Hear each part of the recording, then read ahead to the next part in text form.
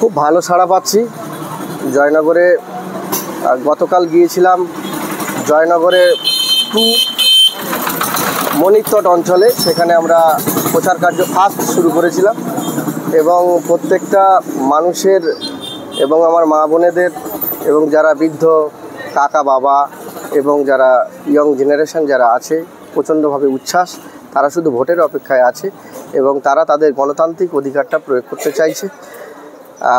দীর্ঘ 2011 থেকে আর আজকের আমরা 2024-এর দোরগোড়ায় দাঁড়িয়ে তারা স্বতঃস্ফূর্তভাবে বলছেন যে আমরা আমাদের ভোটাধিকার আজ অবধি সঠিকভাবে প্রয়োগ করতে পারিনি।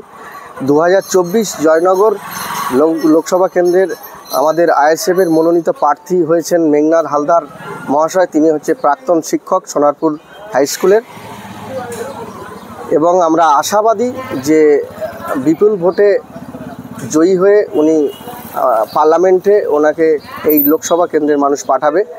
আমরা বিভিন্ন প্রতিক্রিয়া পাচ্ছিলাম যে প্রতিমা মণ্ডল যিনি আছেন দুবারের এমপি, আমি প্রশ্ন করেছিলাম জনসাধারণের কাছে জয়নগরে 2 এর ওখানকার গ্রামের যারা মানুষ আছেন তারা একটাই বলছেন যে আমরা এই 10 বছরে একবারও আমরা প্রতিমা মণ্ডলকে আমরা সামনে পাইনি আমাদের মনের কথাটা বলার জন্য এবং কোনো অভিযোগ করার জন্য। আজকের আমরা কি অবস্থায় আছি, আমি প্রতিমা মণ্ডল যিনি আছেন এমপি ছিলেন, তার উদ্দেশ্য একটাই যে আজকে যে 10টা বছর আপনি এমপি ছিলেন, আজকে জনগণের ট্যাক্সের পয়সায় আপনি মাইনে পেয়েছেন, পার মান্থ আপনি পেয়েছেন 1,90,000 টাকা বেতন, উপরন্তু 2,000 টাকা পার মান্থ হাত খরচ, বিলাসবহুল বাড়ি, বছরে 34 বার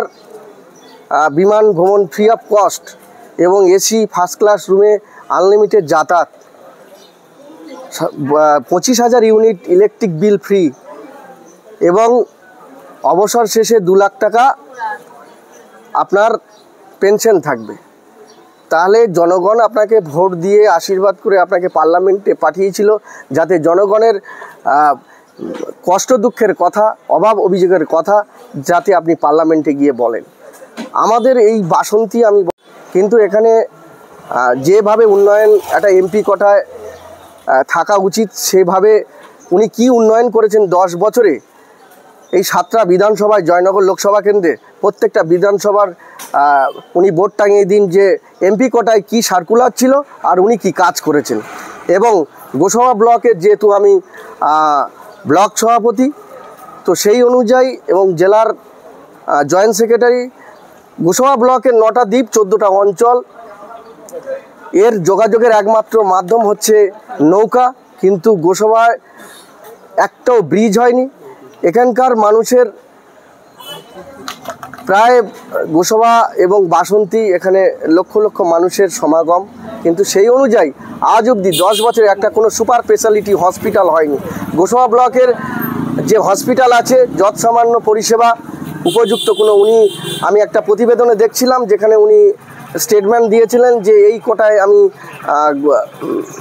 বাসন্তী এবং গোসাবার বিভিন্ন যে হসপিটালগুলো পরিকাঠামো পরিষেবা দিয়েছি, কিন্তু সেই অনুযায়ী কী পরিষেবা দিয়েছেন তার সত্যতা যাচাই করা অবশ্যই দরকার, কারণ তাকে পার্লামেন্টে মানুষ মুখ দেখতে পাঠায়নি, তার উত্তর বাংলার মানুষ চাইছে। এবং গোসাবায় যেটা যোগাযোগের একমাত্র মাধ্যম সেটা হচ্ছে একটা করে ব্রিজ, এবং আমাদের এই যে বাসন্তী গোসাবা হচ্ছে বিভিন্ন সমস্ত দ্বীপ এবং নদী বাঁধ কাঁচা এবং একটাও কংক্রিট বাঁধ হয়নি। উনি যদি মনে করতেন পার্লামেন্টে প্রশ্ন রাখতে পারতেন যে একটাও অন্তত কংক্রিট বাঁধের প্রয়োজন আছে এই জয়নগর কেন্দ্রের মধ্যে 2টো বিধানসভা অন্যতম, এই যে বাসন্তী বিধানসভা এবং গোসাবা বিধানসভা। শেষ প্রশ্ন আপনাকে, যে প্রচার শুরু করেছেন প্রশাসনের তরফ থেকে কেমন সুবিধা তারা হেল্প করছে না তারা বাধা সৃষ্টি করছে বিভিন্ন রকমভাবে? দেখুন, প্রশাসন এখন যেহেতু নির্বাচনী কমিশনের আন্ডারে ওনারা আছেন, ওনাদের কিছু রুলস রেগুলেশন আছেন, ওনাদের বাধ্যবাধকতা আছেন, ওনাদের রুলস ফলো করছেন। গতকাল আমাদের এখানে একটা প্রোগ্রাম ছিল আমাদের জয়নগরের প্রার্থী যিনি আছেন মেঘনাদ হালদার মহাশয়। মেঘনাদ হালদার মহাশয়ের যে জন্মস্থান এখানকার ভূমিপুত্র বাসন্তী ব্লকের জ্যোতিষপুর অঞ্চলের মাঝের পাড়া, ওনার ইচ্ছা ছিল যে বৃদ্ধা মায়ের আশীর্বাদ নিয়ে মন্দিরে পুজো দিয়ে উনি প্রচার কার্য শুরু করবেন এবং একটা ছোট্ট পথ র্যালি আমরা সিদ্ধান্ত নিয়েছিলাম।